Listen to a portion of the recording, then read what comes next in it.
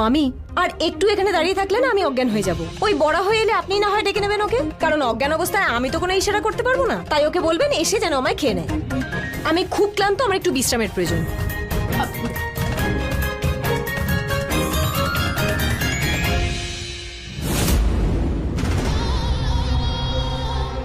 চলো। মহারানী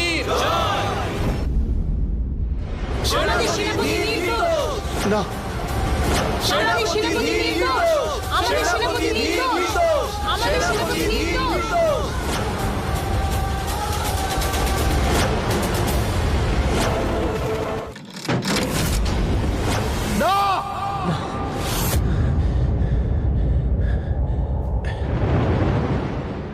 আমি বেঁচে আছি। আমার তো ফাঁসি হচ্ছিল মানে আমার তো ফাঁসি হয়ে গিয়েছিল, কিন্তু কি করে বেঁচে আছি? মা কি সিদ্ধান্ত বদলে ফেলেছিল, নাকি মা আমাকে বাঁচিয়েছিল? এটা তো মাকে জিজ্ঞেস করতে হবে আমাকে। মা,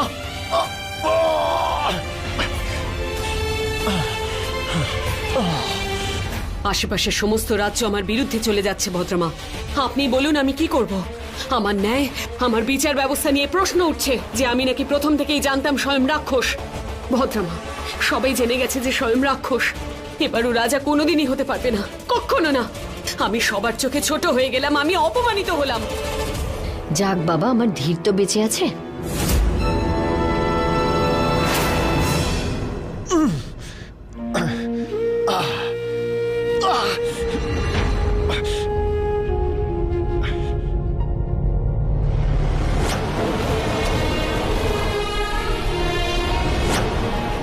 কি দেখছি আমি? আমি তো ওই ঘরে ছিলাম, আর ওই মুনিয়া ওখানে এসেছিল। হ্যাঁ, ওটা মুনিয়াই ছিল, আর আমি ওই ঘরেই ছিলাম, আর মুনিয়া ওখানে গিয়েছিল। ওটা মুনিয়াই ছিল। আপনি বাইরে যেতে পারবেন না, কারণ আপনাকে এই ঘরে বন্দি করে রাখা হয়েছে। তোমরা তো জানো আমি কে। এই রাজ্যের সেনাপতি আমি, বুঝেছো? আর আমি রানীর সঙ্গে দেখা করতে চাই। সর এখান থেকে। আপনি বাইরে যেতে পারবেন না, মহারানী আদেশ দিয়েছেন। আদেশ? আমাকে আমার ঘরেই বন্দি করে রাখা হচ্ছে কেন?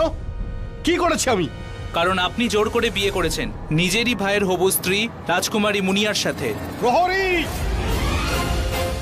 আপনি নিজের মুখেই স্বীকার করে নিয়ে রানীর আদেশ যে আপনি এখান থেকে বাইরে যেতে পারবেন না। আমি?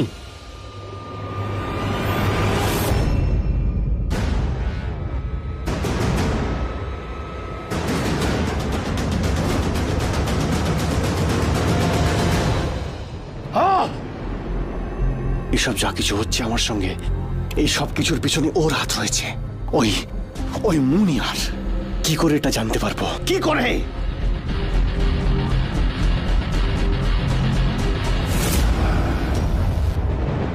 আমার সঙ্গে ও খুব নোংরা খেলা খেলছে। একবার আসুক, ছাড়বো না ওকে। ওকে আমি মেরেই ফেলবো। আমি তোকে প্রাণেই মেরে ফেলবো মুনিয়া।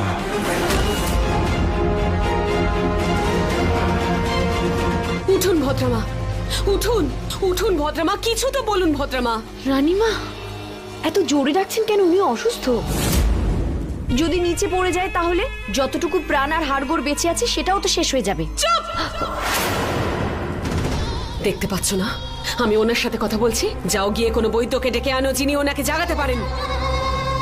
যিনি কাজের, তিনি সবকিছু ভুলে এখানে শুয়ে আছেন, আর যে কোনো কাজের নয় সে ভূতের মতন আমার চোখের সামনে দাঁড়িয়ে আছে। যাও গিয়ে বৈদ্যকে ডেকে আনো। রানীমা, কোন বৈদ্যকে ডেকে আনবো? ওনাকে দেখে তো সবাই নিজের হাত তুলে দিয়েছেন। না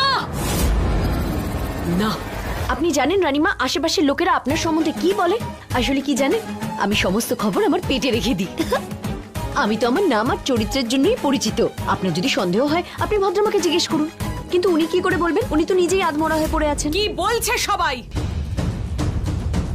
সবাই এটাই বলছে যে আপনি আপনার দুই ছেলেকে বাঁচানোর জন্য সবার চোখে ধুলো দিয়েছেন। না, আমি ধীরকে বাঁচাইনি। আমি বলতে চাইছি যে ধীরকে বাঁচানোর কোনো প্রয়োজন নেই। ধীর নিজেই একজন মায়াকুমার, শক্তিশালী সাহসী যোদ্ধা। ওকে বাঁচানোর আমার কোনো প্রয়োজন নেই। কিন্তু এখন আমার মাথায় শুধু একটাই প্রশ্ন ঘুরছে, আর সেটা হলো যে ধীর মুনিয়াকে জোর করে তুলে নিয়ে গিয়ে রানীমা, কে কাকে তুলে নিয়ে গেছে, কে সত্যি বলছে মিথ্যে বলছে তা জেনে আমরা কি করব? কিন্তু যদি ভদ্রমা, বলুন না ভদ্রামা যে ধীরকে এসব করতে পারে, বলুন। দেখো আবার এই আদমরাকে ঠেলাঠেলি করছে। চুপ! বলুন ভদ্রামা, বলুন, কিছু তো বলুন। ধীর এরকম কেন করলো? কেন ভদ্রামা বলুন? রানীমা, ওনার জ্ঞান তো ফিরতে দিন। আপনি তো ওনাকে অজ্ঞান অবস্থায় মেরে ফেলবেন না। মানে আমি বলছি যে আপনি একটু শান্ত হন, ওনার জ্ঞানটা তো ফিরতে দিন। আপনি একটু ধৈর্য ধরুন না। চিন্তা করবেন না, আমরা দুজনে মিলে খুঁজে বার করব এই কাজটা কে করেছে আর কবে করেছে। অনেকদিন আগেই জানতে পারতাম যদি ভদ্রামা অজ্ঞান না হতেন। উনি বোধহয় আমায় কিছু বলতে চাইছিলেন। অজ্ঞান হওয়ার আগে উনি কিছু জেনেছিলেন। উনি নিশ্চয়ই কোনো সত্য জেনেছিলেন যেটা আমাকে বলতে চাইছিলেন। কিন্তু কি, সেটা কি ভদ্রামা? আচ্ছা, আশেপাশের রাজ্যের রাজারা এখন কি চাইছেন? আমি জানি না, আমি কিচ্ছু জানি না। এখনো অব্দি আমাকে কেউ কিচ্ছু বলেনি। তবে আমার মনে হয় ও মুনিয়াকে বিজয়গড়ের হবু রানী করতে চায়। এটা হতে পারে না। কিন্তু এছাড়া আমাদের হাতে আর কোনো উপায়ও নেই। ধীর বিশ্বাসঘাতক, স্বয়ং রাক্ষস, তাহলে আর কি রইল? ওই মুনিয়া ধীরের স্ত্রী এখনো। সেই হিসেবে বিজয়গড়ের হবু রানী হওয়ার সম্ভাবনা এখনো নেই। আপনার এক ছেলে রাক্ষস আর আরেক ছেলে বিশ্বাসঘাতক। আপনি এরকম ছেলেকে কি করে রাজা বানাতে পারেন?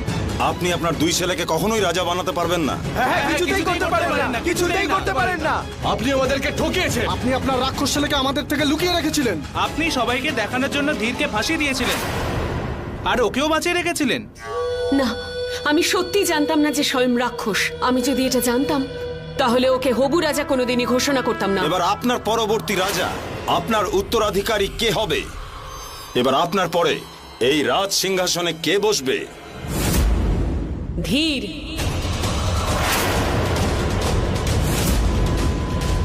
ওর চেয়ে শক্তিশালী আর কেউ নেই। ওই যে আপনার সঙ্গে এক হয়ে সমস্ত প্রজাদের ঠকে, যে নিজের রাজ্যকে ঠকাতে পারে, সে যদি কোনোদিন আমাদের উপর আক্রমণ করে দেয় তাহলে? আজ আমাদের সামনে একজন রানী না, একজন মা দাঁড়িয়ে আছেন যে শুধুমাত্র নিজের ছেলের ভালো চায়। আপনি একজন ভালো রানী হওয়ার নাটক করছেন, সবাইকে ধোঁকা দিচ্ছেন। না, আমি কাউকে ঠকাচ্ছি না। আর যদি আমি তাই চাইতাম তাহলে আমি ধীরকে মৃত্যুদণ্ড কেন দিলাম? ওকে আপনাদের সবার সামনে কেন ফাঁসি দিলাম? প্রজাদের নজরে মহান হওয়ার জন্যে একজন রানী শাস্তি দিল আর একজন মা বাঁচিয়ে নিল। কেননা ওকে আপনার দরকার আছে, আমাদের নেই। ও রাজা হতেই পারে না। দেখুন, আমার শুধু দুটোই সন্তান। একজন রাক্ষস, ও তো এখন রাজা হতে পারবে না, আর দ্বিতীয় জনকে রাজা হিসেবে চান না। আর এই দুজন ছাড়া আমার কাছে তো তৃতীয় আর কেউ নেই। আছে।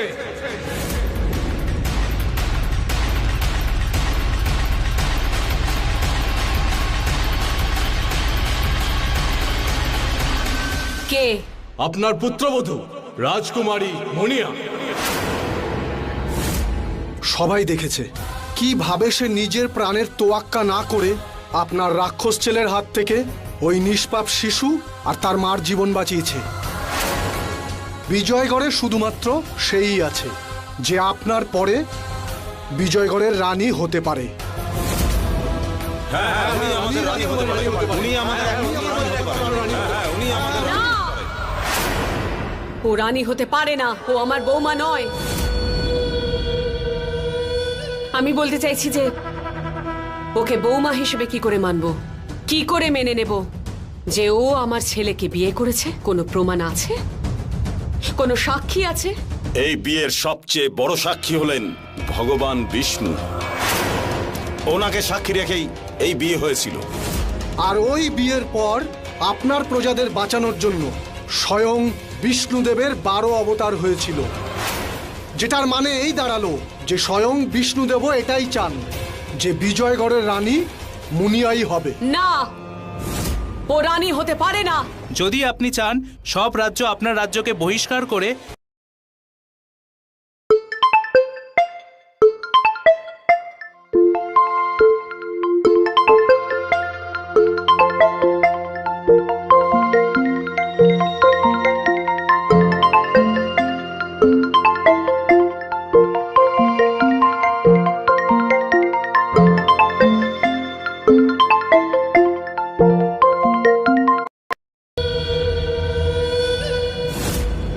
তো রাজকুমারী মুনিয়াকে আপনাদের সবার সামনে বিজয়গড়ের হবু রানী হিসেবে ঘোষণা করছি।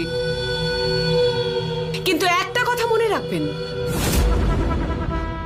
মুনিয়া শুধু বিজয়গড়ের হবু রানী হবে, কিন্তু মুনিয়া এই রাজ সিংহাসনে ততদিন বসবে না যতদিন আমি বেঁচে আছি। এই রাজ সিংহাসন ওর হবে, কিন্তু আমার মৃত্যুর পরে। রানীমা, রানীমা ধীর কোথায়? পরবর্তী রানী, পরবর্তী রানী, পরবর্তী রানী, পরবর্তী রানী, পরবর্তী রানী, পরবর্তী রানী। অভিনন্দন, অনেক অভিনন্দন। আপনাদের চোখ খারাপ হয়ে গেছে নাকি? রানীমা ওখানে, ওখানে পুষ্প বৃষ্টি করুন, ওনার জয় জয়কার করুন। আমার জয় জয়কার করছেন কেন আপনারা? মুনিয়া, আমার কাছে এসো, আমি বলছি তোমায়, এসো।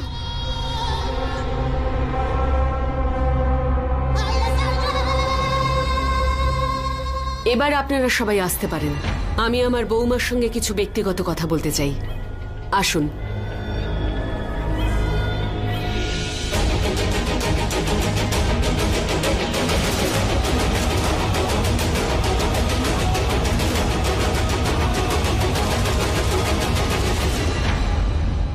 মুনিয়া, এখন তুমি আমার বৌমা, ধীরের স্ত্রী।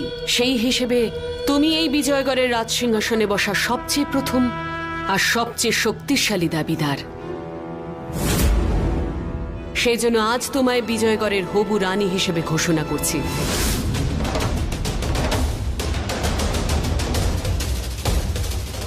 মানে আজ থেকে এই রাজ সিংহাসন আমার?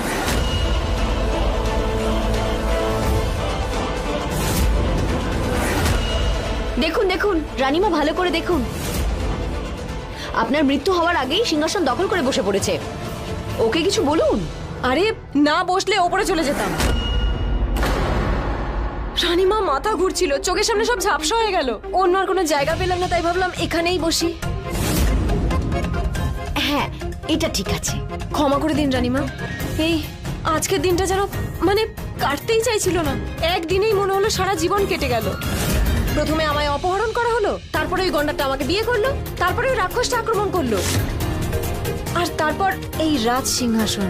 আমি বেঁচে থাকতে নয়, আমার মৃত্যুর পরে। কতদিনে?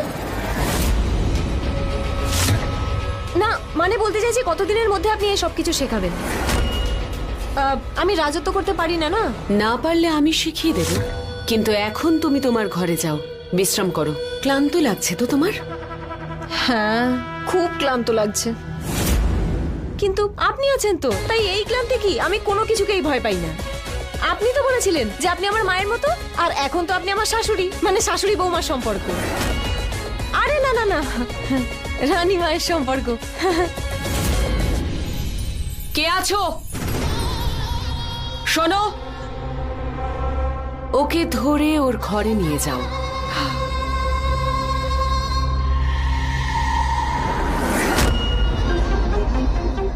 আজকের দিনটা আপনার কাছে খুব গুরুত্বপূর্ণ। আজকের রাত তো আপনি ভুলতেই পারবেন না, তাই না রানীমা? না মানে বলতে চাইছি, আপনি তো দুটো ছেলেকেও হারিয়ে ফেললেন, কিন্তু তার বদলে আপনি তো একটা মেয়ে পেলেন। আরে আগে থেকেই আমি আপনার মেয়ে ছিলাম, এখন নতুন করে বৌমা পেলেন। তার মানে দুটো ছেলেকে হারিয়ে ফেললেও একসাথে মেয়ে বৌমা দুটোই পেলেন, তাই না রানীমা? যাও, বিশ্রাম করো।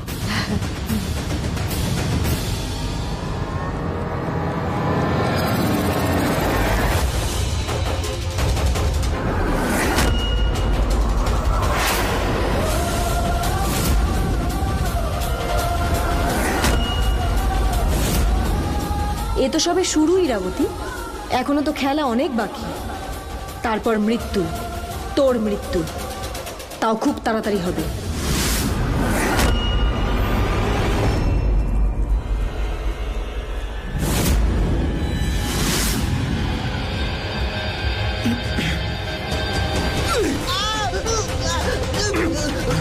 তোর জন্যই সবকিছু হয়েছে, তোর জন্য। তোকে শেষ করে ফেলবো।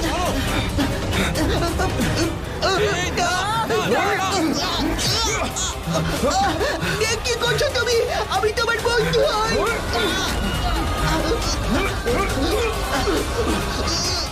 করছি আমি, তাই অল্প একটু আঘাত করেছি। যাদের চিকিৎসার জন্য তোমাকে এরা বাইরে নিয়ে যায়, আর বাইরে গিয়ে সত্যিটা খুঁজে বের করো। যাও। আমি অজ্ঞান হয়ে যাচ্ছি, আমাকে বৈদ্যর কাছে নিয়ে চলো, নিয়ে চলো আমায়। একে তাড়াতাড়ি বাইরে নিয়ে চলো, আর একে রাজবৈদ্যর কাছে নিয়ে যেতে হবে, না হলে মহারানী রেবতী আমাদের সবাইকে প্রাণে মেরে ফেলবে। স্বয়ং এই রাজ সিংহাসন তোর ছিল। এটা তোকে দেওয়ার জন্য আমি ওই মুনিয়াকে এই মহলে নিয়ে এসেছিলাম, কিন্তু এখনো শুধু রাজ সিংহাসনেই নয়, আমার মাথায় চেপে নাচছে। একটা রাতে সবকিছু শেষ হয়ে গেল। যা হওয়ার ছিল তা তো হয়েই গেছে, আর তার জন্য আপনিই দায়ী। এই সব কিছু আপনিই করেছেন। আপনিই তো চাইছিলেন ওকে এই রাজ্যের এই মহলের ভাবি রানী করতে, আর দেখুন আপনি তো বসিয়েও দিয়েছেন ওকে সিংহাসনে। আরে আপনি তো টুকটাক জানেন, বানিয়ে দিতেন ইচ্ছা মতো কোনো একটা পশু যা আপনার মন চাইতো। তাহলে সিংহাসনে কেন? এই মহলের কোথাও ও জায়গা পেত না। কিন্তু না, চুপ। কিন্তু আমি একটাও কথা বলবে না, যাও এখান থেকে, একা থাকতে দাও আমায়। আমি আপনাকে বোঝানোর চেষ্টা করছি রানীমা যে তোকে না, মানে রানীমার জয় হোক।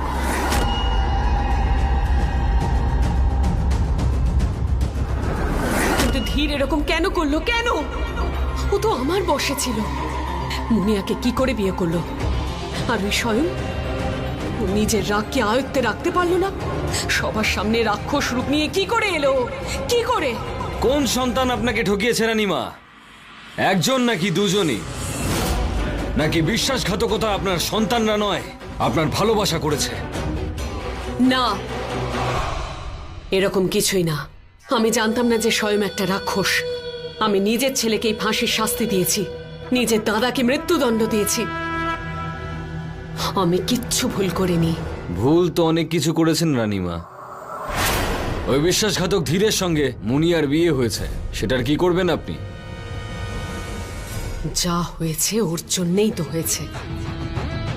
ওর সাথে যা ভুল হয়েছে আমি সব শুধরে নেব। আমি ওকে আজকে বিজয়গড়ের হবু রানী ঘোষণা করেছি। আর ধীর যা করেছে তার শাস্তিও অবশ্যই পাবে। আমি ওকে অবশ্যই শাস্তি দেব। আমি ওকে কারাগারে বন্দি করে রাখবো। তুমি মুনিয়ার চিন্তা করো না, ওর কোনো ক্ষতি হতে আমি দেব না। এখন তুমি আমাদের শুধু বন্ধু নও, তুমি এখন আমাদের আত্মীয়। প্রতিবেশী রাজ্যরা আমার শত্রু হয়ে গেছে। তুমি আমাকে সাহায্য করবে তো ওদের বোঝানোর জন্য যে আমি কোনো ভুল করি। কি হয়েছে? আঘাত পেয়েছো? তেমন কিছু নয় রানীমা, একটা পুরনো আঘাত যেটা এখনো সারেনি। কই আমায় দেখাও, আমি মায়া শক্তি দিয়ে ঠিক করে দেব। না থাক, প্রয়োজন নেই। এই আঘাতটা আমার বীরত্বের চিহ্ন। এক শত্রুর উপর জয়লাভ করার সময় এই আঘাত আমার লেগেছিল। যাই হোক, এটার কথা বাদ দিন রানীমা। আপনি শুধু এটা মনে রাখুন যে আমি এখানে আছি, আর প্রত্যেক মুহূর্তে আমি আপনার উপর আর মুনিয়ার উপর নজর রাখছি। আমার ভাবলেও গায়ে কাঁটা দেয় যখন আমার মনে পড়ে যায় যে ওই রাক্ষসটাই মুনিয়ার বাবাকে মেরেছিল, আর সেই রাক্ষসটাই আপনার এক সন্তান। আর এবার আমি আপনার সন্তানকে মুনিয়ার কোনো ক্ষতি করতে দেব না। হুমকি দিচ্ছ আমাকে? আপনি সেটাই ধরে নিন, আপনার ওই রাক্ষস সন্তান নারায়ণ মহাশয়ের হত্যা করেছিল, আর এখনো ও এখানেই কোথাও আছে, এই রাজ্যের মধ্যে আপনারই আশ্রয়। ওকে খুঁজুন আর শাস্তি দিন। কোথায় খুঁজবো ওকে? তুমি ভালো করেই জানো যে ও পালিয়ে গেছে। ওকে খোঁজার জন্য আমি প্রহরীদের পাঠিয়েছি। তাহলে আপনি জাদু করে খুঁজুন, নয়তো আমি আর আমার লোকজন ওকে খুঁজে বের করে হত্যা করব। রানীমা, আমি জানি যে আপনি স্বয়ংকে কতটা ভালোবাসেন, তাই এখন এই সিদ্ধান্ত আপনার। ওকে খুঁজে শাস্তি দিতে চান নাকি আমার হাতে ওর মৃত্যু দেখতে চান?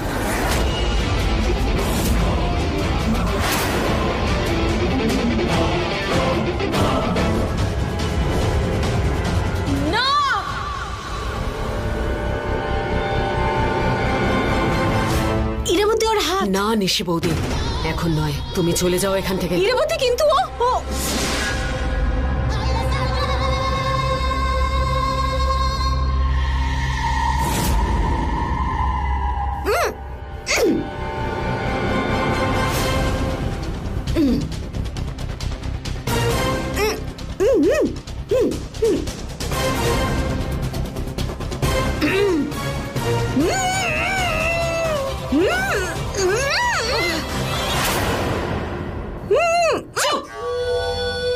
আর যদি একটাও শব্দ করো গলা টিপে মেরে দেবো তোমায়। ইরাবতী, ইরাবতী, তুমি ওর হাত দেখেছিলে? ওর হাতে আঘাত ছিল, ঠিক সেই রকমই আঘাত ছিল। ওই বড়াহটের আঘাত লেগেছিল যখন তুমি ওর উপর জাদু করেছিলে। এই বড়াহ ধ্রুব না একজনই। হ্যাঁ, আর ও মুনিয়ার সাথে হাত মিলিয়ে না তোমাকে শেষ করার চেষ্টা করছে।